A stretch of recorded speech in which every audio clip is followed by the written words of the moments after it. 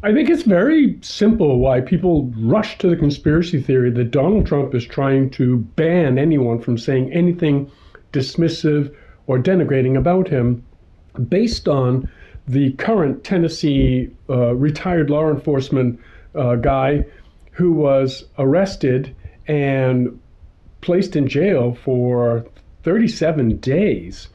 And the judge assigned a $2 million bond. Keep in mind, this elderly gentleman, 61 years of age, retired law enforcement official from Tennessee, whom they knew was not a flight risk, had very deep ties to the community. And the judge imposed a $2 million bond, which was a violation of the man's Eighth Amendment rights. And so I'm astounded, but I get why people have jumped to the conspiracy theory. I'm astounded because as a law clerk for 10 years, I know that this would bounce right into the appellate division immediately. And my judge would be like, wow, Jim, why did you let me make that decision? I'd be like, Your Honor, I told you, don't do it. It's too high a bail. And also, my entire prosecutorial team would be looking at this Facebook post that the guy, posted, and because there was some reference to a local school and a mass shooting in a different state, which Donald Trump said, look, they just have to get over it.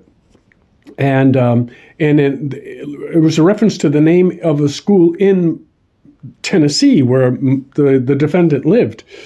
And the police, or rather the prosecutorial team, jumped to the liability risk calculation of letting this guy go or calling to account for his post on Facebook.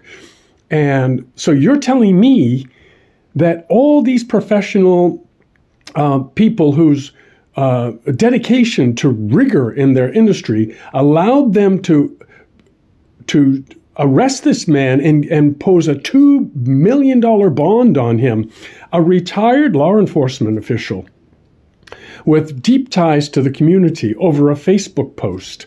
And you're saying you don't think that, I mean, if I interviewed 10 million people on the street, if I could do this hypothetically within a couple of seconds, talk to 10 million people and say, hey, did you hear what they did to that guy, to those people, all those people in Britain? Every time somebody posts something, the police show up at their door or the local police issue a warrant or something. And wow, you think it could happen here in America?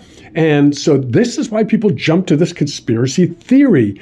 How could an entire chain of command of prosecutorial, judicial, and law enforcement people jump to the calculation that this retired policeman, 61 years of age, who was merely making a post about something, how callous our President Donald Trump can sound when he said, well, they just have to get over it, that he, the policeman, the retired policeman, 61-year-old gentleman, was making a threat against the local public schools simply because there was a name connection.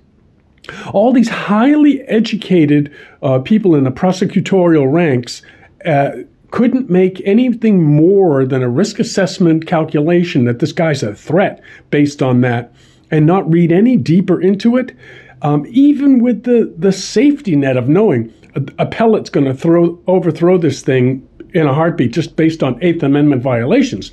$2 million bond? That's insane, let alone this guy having any First Amendment right to freedom of speech, and there was no threat to imminent threat or even veiled threat to the local school that happened to have the same name as the one that was referenced in Donald Trump's comments. So it's no wonder that people jump to a conspiracy theory here, but I don't think that that's what happened. I really think there was a breakdown in Tennessee of the entire litigation team and judicial branch and litigation branch that gave law enforcement the orders to deploy, go and get that guy and arrest him. And the judge, without review, just said, yeah, he's an imminent threat. We have to keep him locked up. And I'm using a $2 million bond because I know he can't raise that kind of money. Well, leave your comment down below in this section there and tell me what you think. Would you jump to a conspiracy theory if you thought all those highly educated people in the system, the legal system in Tennessee, and they all jumped to the same conclusion based on this evidence? If you read the Facebook post, would you think that?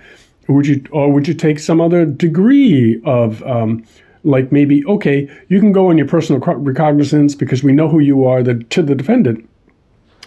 Can you justify why a judge would throw a $2 million bond on a retired law enforcement official?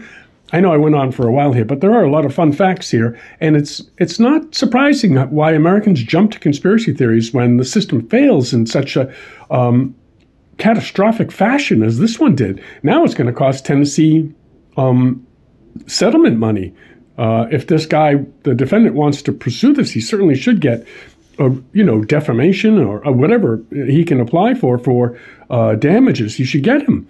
But I can't believe that an entire branch of government and the ones the most stringent and rigorous of those applying ethics and morality and the Constitution on a daily basis in their business, their industry, would make such a absolutely catastrophic mistake when they had other degrees of protection for the community to apply for. So tell me what you think down below. You can research this. I don't know his name, but you can research a man in Tennessee arrested for Facebook post and given a $2 million bond. That should get you the case. And then you could read who these people are in the litigation department for Tennessee and the judge and whatnot. And then you can tell me what you think.